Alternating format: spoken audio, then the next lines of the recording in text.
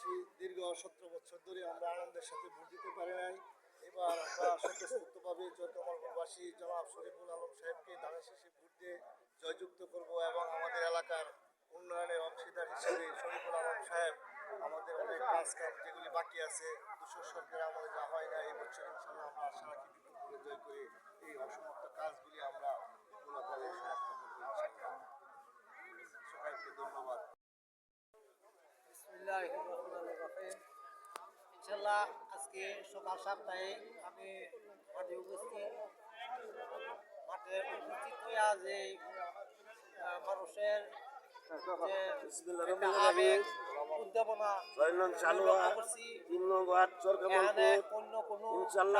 সকাল থেকে নিয়ে 7:30 থেকে নিয়ে সুন্দরভাবে ভোট হইতেছে এবং সরকামলপুর কেন্দ্রে ভোট দিতেছে ইনশাল্লাহ।